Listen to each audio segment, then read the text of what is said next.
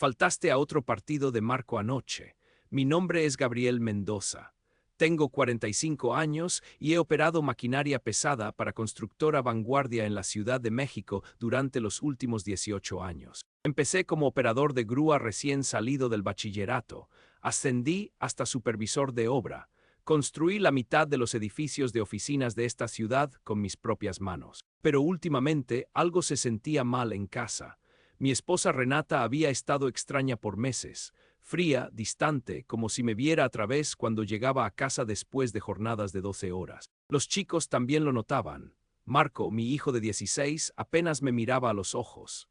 Mi hija, Valeria, de 14, pasaba la mayor parte del tiempo encerrada en su habitación.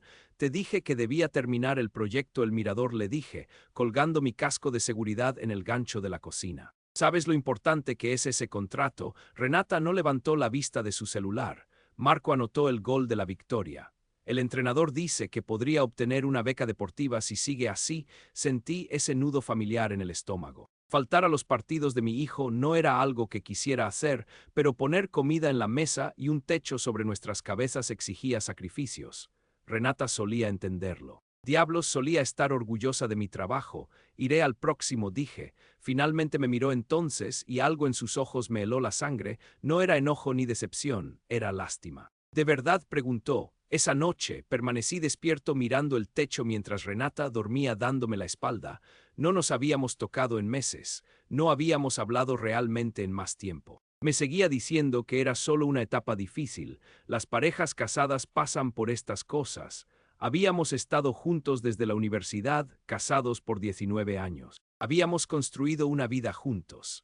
Pero cuando me levanté por mi café de la mañana y encontré a Renata susurrando en su celular en el cuarto de lavado, colgando en el instante en que me vio, ese nudo en mi estómago se convirtió en algo completamente diferente. ¿Quién era?, pregunté. Cosas del trabajo, dijo, pero no me miró a los ojos. Renata trabajaba medio tiempo en una clínica dental local. No llamaban a los empleados a las 6:00 de la mañana por cosas del trabajo. Tomé mi termo y me dirigí a la puerta. Te veo esta noche, en realidad, dijo, y me detuve. Voy a cenar con mi hermana. No me esperes. Su hermana vivía en Cuernavaca, a 2 horas de distancia, para una cena de martes por la noche. Asentí y caminé hacia mi camioneta, pero algo había cambiado. La base que creía que habíamos construido juntos de repente se sintió como si se estuviera agrietando bajo mis pies. Renata y yo nos conocimos en la UNAM hace 23 años. Ella estudiaba higiene dental. Yo estaba en gestión de construcción antes de dejar el 3er año para cuidar a mi padre enfermo. Ella me apoyó durante ese tiempo difícil, incluso cuando el dinero era escaso y yo trabajaba turnos dobles solo para evitar que las facturas médicas nos ahogaran. Nos casamos jóvenes, tuvimos a Marco cuando yo tenía 26. Valeria llegó 2 años después. Durante mucho tiempo fuimos sólidos. Renata entendía que el trabajo de construcción significaba largas horas, especialmente durante las temporadas de alta demanda. Ella apoyó mi decisión de tomar el empleo con Constructora Vanguardia, aunque significara mudarnos de Toluca a la Ciudad de México. Había ascendido de rango, honestamente. Empecé operando grúas, luego me convertí en capataz, luego supervisor de obra. El proyecto El Mirador era el contrato más grande que Constructora Vanguardia había obtenido, un complejo de oficinas de 30 pisos en el centro. Si lo terminábamos a tiempo y dentro del presupuesto, podría asegurarnos por años.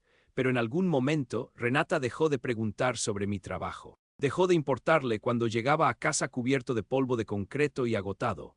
Empezó a hacer planes que no me incluían. Noches de chicas, viajes de fin de semana para ver a su familia, clases nocturnas en el centro comunitario. Las señales de advertencia habían estado allí por meses, pero yo había estado demasiado ocupado para notarlas claramente. Llamadas telefónicas que terminaban cuando entraba en la habitación. Ropa nueva que, según ella, venía de rebajas, pero la etiqueta decía lo contrario. Un interés repentino en hacer ejercicio y arreglarse el cabello más a menudo. El mes pasado encontré un recibo en su bolso mientras buscaba mis lentes de lectura. Cena para 2 en Il Forno di Enzo, el costoso lugar italiano del centro. Más de 1,000 pesos mexicanos. Le pregunté al respecto y ella dijo que había llevado a su amiga Daniela allí por su cumpleaños, pero Daniela vivía en Guadalajara ahora. Había vivido allí por 3 años. La mayor señal de alerta llegó hace 2 semanas cuando Marco me preguntó por qué mamá siempre estaba al teléfono con ese señor del trabajo. Cuando le pedí detalles, se calló. Dijo que no quería meter a nadie en problemas. El comportamiento de Renata con los niños también había cambiado. Había empezado a hacer comentarios sobre lo mucho que trabajaba, pero no de una manera de apoyo, más bien como si estuviera sembrando dudas. Tu padre nunca está en casa, diría.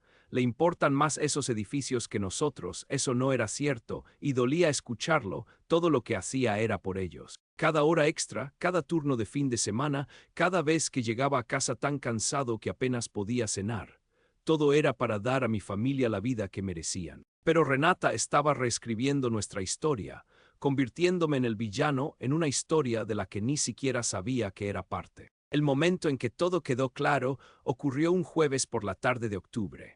Había salido temprano del sitio de trabajo porque íbamos adelantados en el proyecto El Mirador y quería sorprender a la familia recogiendo a Marco del entrenamiento de fútbol americano yo mismo. Entré en nuestra entrada y vi un auto que no reconocí estacionado al otro lado de la calle, un sedán azul con placas de alquiler.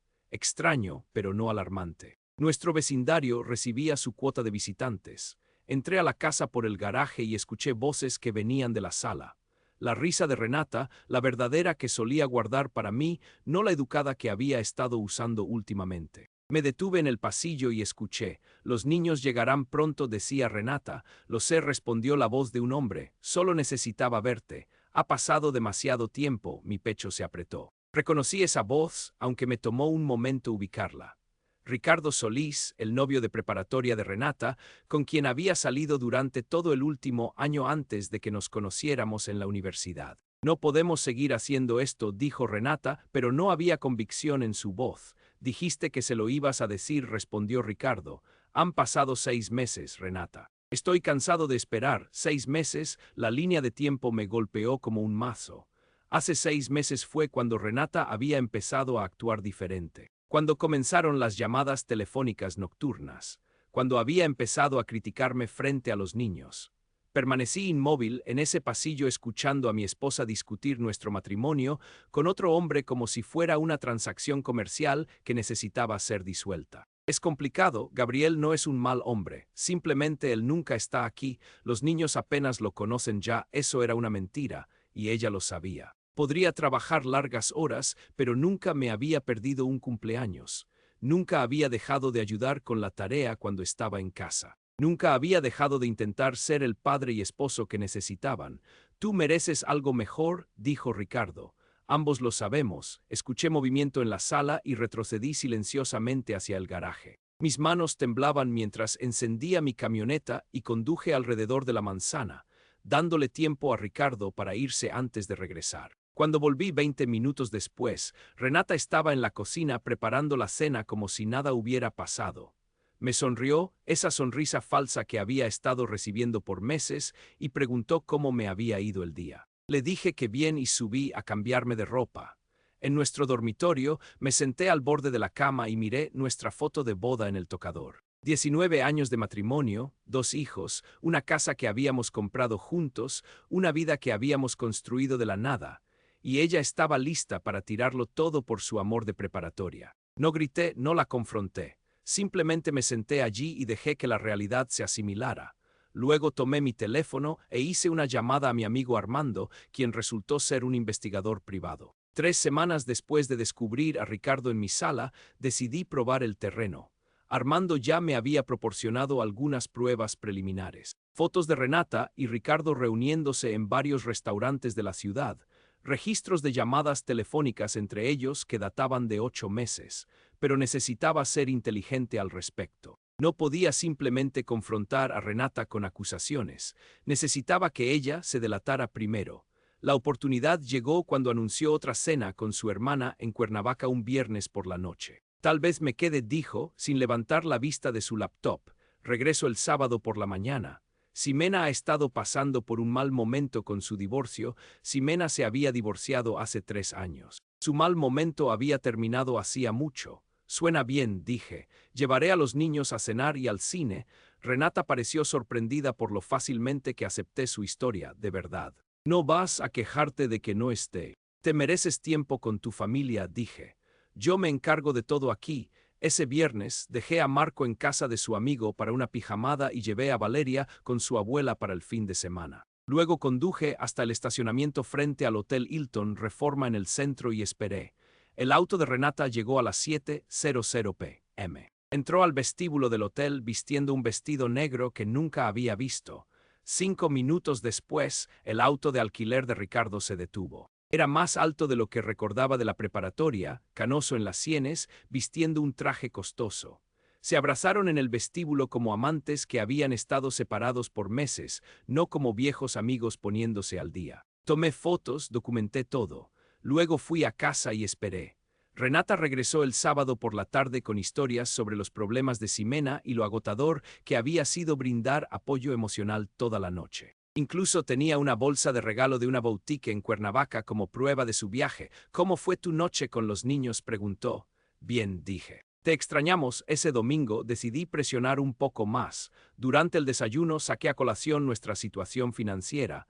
Estuve pensando, dije. Quizás es hora de que veamos la posibilidad de refinanciar la casa. Las tasas de interés están buenas ahora.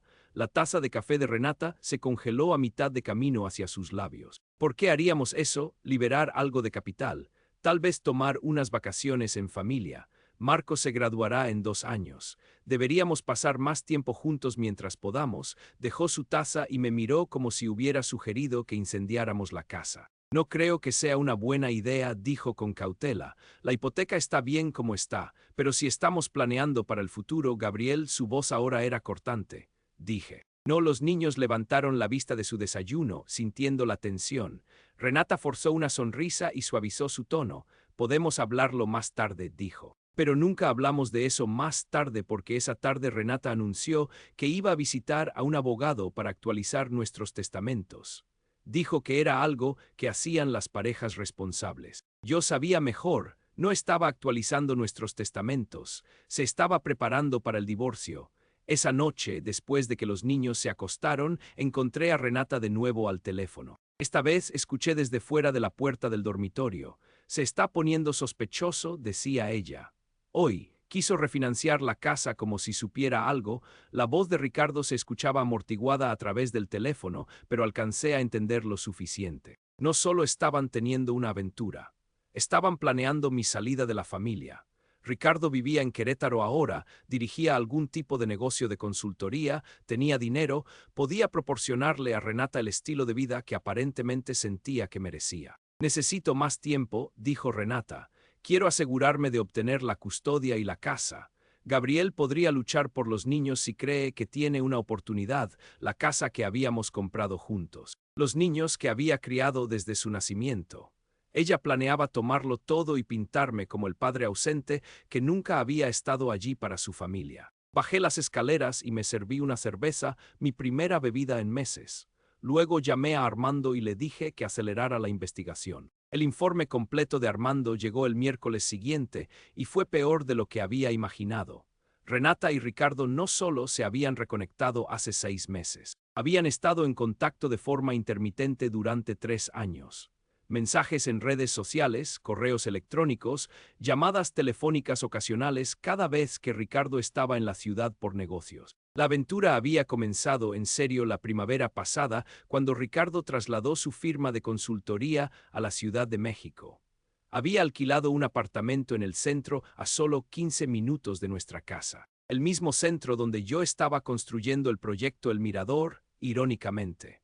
Pero la revelación más dañina provino de los registros financieros de Ricardo, que Armando había obtenido a través de contactos en Querétaro. Ricardo no solo planeaba mantener a Renata después de nuestro divorcio, ya lo había estado haciendo. La ropa nueva, las cenas costosas, incluso las clases del centro comunitario que Renata había estado tomando. Ricardo estaba pagando la cuenta de todo. Había registros bancarios que mostraban transferencias regulares de la cuenta de Ricardo a una tarjeta de crédito que Renata había abierto sin mi conocimiento. Decenas de miles de pesos en los últimos 8 meses. Dinero que había estado gastando mientras me hacía creer que estábamos en apuros financieros, mientras yo trabajaba horas extras y fines de semana para mantenernos a flote. El investigador privado también había descubierto algo más. Renata ya había consultado con un abogado de divorcios. No solo consultado, lo había contratado.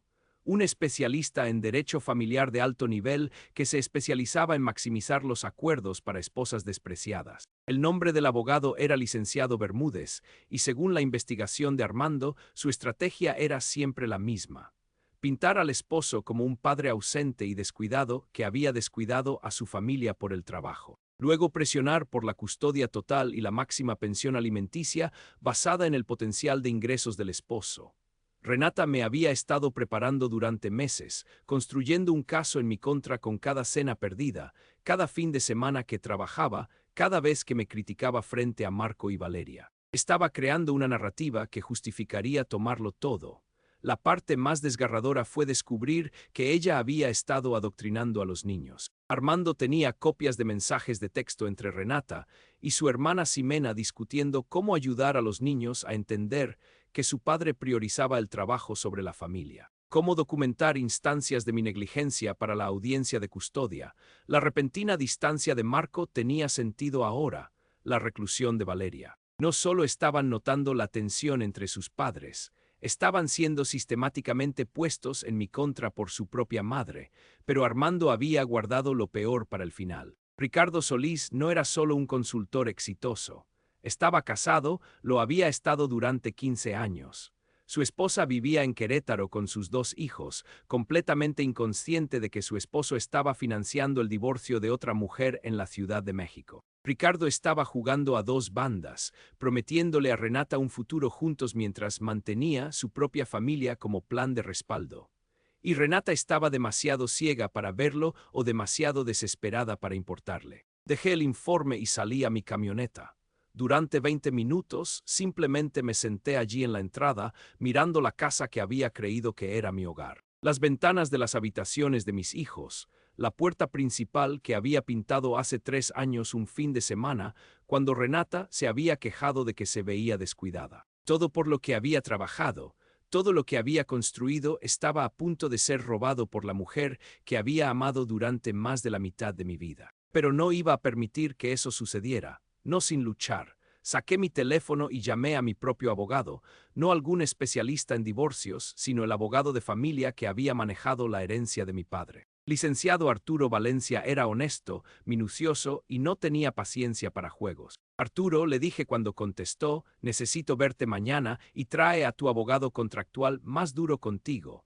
Licenciado Arturo Valencia escuchó mi historia sin interrupción, ocasionalmente tomando notas mientras yo exponía la evidencia de Armando sobre su mesa de conferencias. Las fotos, los registros financieros, los registros de comunicación entre Renata y Ricardo. Esto es completo, dijo finalmente. Su esposa definitivamente ha estado planeando esto desde hace algún tiempo, pero la buena noticia es que ha cometido varios errores cruciales. Señaló el registro bancario que mostraba los pagos de Ricardo a la tarjeta de crédito secreta de Renata. Esto es disipación de activos conyugales, explicó Arturo. Ella ha estado usando dinero de una relación no divulgada para financiar un estilo de vida del que usted no estaba al tanto. Eso por sí solo podría impactar significativamente cualquier acuerdo. ¿Qué pasa con la custodia?, pregunté. Ese era mi mayor temor. La evidencia de alienación parental es fuerte. Esos mensajes de texto entre su esposa y su hermana discutiendo cómo documentar su supuesta negligencia, eso le va a salir muy mal. Los jueces no ven con buenos ojos a los padres que manipulan a los niños contra el otro progenitor. La asociada de Arturo, una mujer aguda llamada licenciada Alejandra Cortés, se inclinó. Necesitamos ser estratégicos con el momento. Si su esposa ya contrató a Bermúdez, probablemente planea presentar la demanda pronto. Necesitamos presentarla primero y controlar la narrativa. ¿Qué quieres decir? Nosotros presentamos la demanda de divorcio basada en adulterio y solicitamos la custodia temporal, explicó Alejandra. Luego presentamos toda esta evidencia en nuestra presentación inicial. Ponga a su esposa a la defensiva desde el primer día en lugar de dejar que ella lo pinte como el villano, Arturo asintió. También necesitamos abordar el aspecto financiero. Si Ricardo Solís está casado, su esposa merece saber lo que su esposo ha estado haciendo con su dinero. Eso podría complicar su capacidad para apoyar la estrategia legal de su esposa. Durante las siguientes 2 semanas, preparamos nuestro caso meticulosamente. Armando continuó la vigilancia, documentando las reuniones de Renata con Ricardo y sus visitas a la oficina de Bermúdez. Arturo y Alejandra elaboraron una presentación que exponía cada detalle del engaño y la mala conducta financiera de Renata. El elemento más importante era proteger mi relación con Marco y Valeria. Arturo sugirió que solicitáramos una mediación inmediata para abordar el problema de la alienación parental con un consejero designado por el tribunal para evaluar las declaraciones de los niños sobre su vida familiar. Su esposa los ha estado envenenando en su contra, dijo Alejandra, pero los niños son más inteligentes de lo que los adultos les dan crédito. Si un consejero profesional hace las preguntas correctas, la verdad saldrá a la luz. Mientras tanto, tuve que seguir viviendo en la casa con Renata, fingiendo que no sabía de su aventura o sus planes legales. Fue el trabajo de actuación más difícil de mi vida. Llegar a casa cada noche y conversar trivialmente con la mujer que estaba destruyendo sistemáticamente nuestra familia. Pero aproveché el tiempo a mi favor. Comencé a pasar más tiempo deliberado con Marco y Valeria, preguntando sobre sus vidas, sus amigos, sus planes para el futuro. Me aseguré de estar presente en cada conversación, cada sesión de tareas, cada viaje a las prácticas. Renata notó el cambio y pareció nerviosa al respecto. «Estás en casa temprano de nuevo», dijo una noche cuando llegué a tiempo para la cena. «El proyecto El Mirador está adelantado», dije.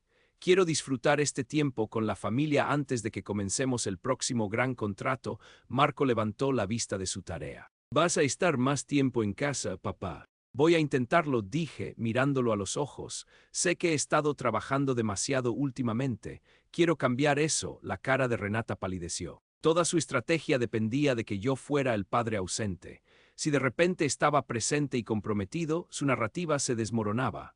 Esa noche la escuché de nuevo al teléfono con Ricardo, pero esta vez su voz estaba en pánico. «Algo ha cambiado», susurró, «está actuando diferente. Y si lo sabe, presenté la demanda de divorcio un martes por la mañana a las 9:00 am, justo cuando Renata dejaba a Valeria en la escuela.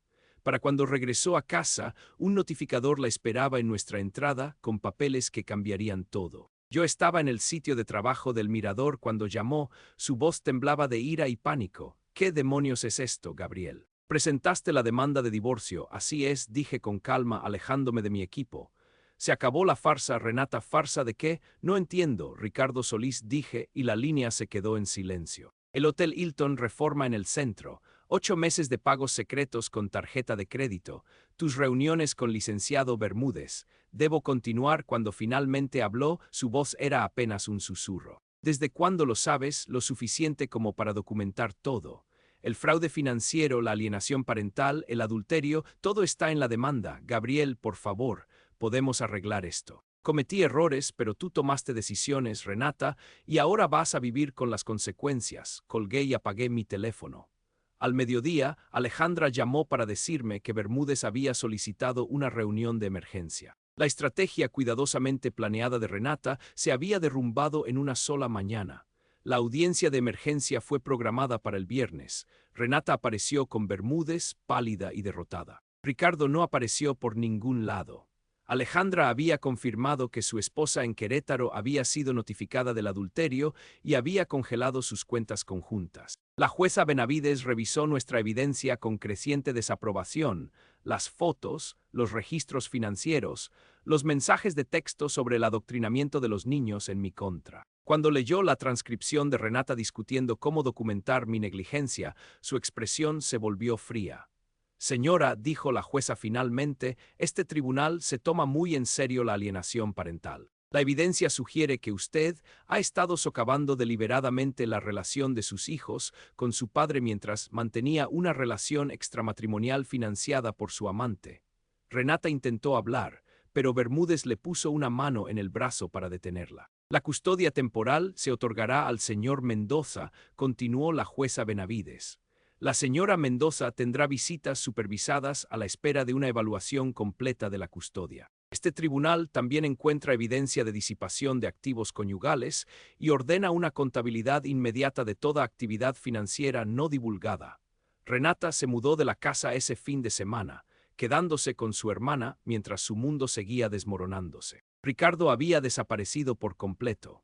Su esposa había presentado la demanda de divorcio en Querétaro y su negocio de consultoría estaba bajo investigación por irregularidades financieras. La evaluación de custodia duró 6 semanas, durante las cuales Marco y Valeria vivieron conmigo a tiempo completo sin la constante manipulación de Renata. Poco a poco se abrieron sobre la presión que habían sentido para criticarme, lo confundidos que habían estado por el comportamiento de su madre. Sabía que algo andaba mal, me dijo Marco una noche mientras trabajábamos en sus solicitudes universitarias.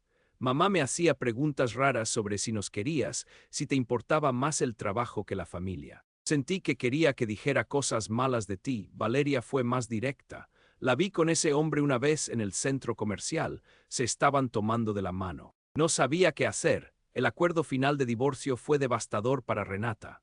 Recibió una pensión alimenticia mínima, ninguna reclamación sobre mi jubilación o activos comerciales y solo visitas limitadas con los niños. Bermúdez se había retirado del caso después de que la jueza lo sancionara por no investigar la mala conducta de su cliente. Renata encontró trabajo como higienista dental en Cuernavaca, viviendo en un pequeño apartamento y conduciendo un auto usado. Sus sueños de una nueva vida adinerada con Ricardo se habían evaporado junto con su matrimonio. 6 meses después de que se finalizó el divorcio, fui ascendido a gerente de proyecto en Constructora Vanguardia. El edificio El Mirador fue completado antes de lo previsto y dentro del presupuesto, lo que llevó a 3 nuevos contratos para la empresa. Marco recibió su beca deportiva para la UNAM. Valeria se unió al equipo de debate y empezó a hablar de estudiar Derecho. De pie a la sombra del edificio que había ayudado a crear, viendo a mi hijo lanzar pases en su primera práctica universitaria, me di cuenta de que algunas bases son más fuertes que otras. Las que se construyen con honestidad y trabajo duro no se desmoronan cuando llegan las tormentas, simplemente se fortalecen. Renata enfrentó las consecuencias de su traición todos los días. Financieramente arruinada, profesionalmente humillada y alejada de los hijos que había intentado poner en mi contra. La esposa de Ricardo le quitó todo en su divorcio y su negocio nunca se recuperó del escándalo. A veces, la mejor venganza es simplemente dejar que las personas enfrenten las consecuencias naturales de sus elecciones.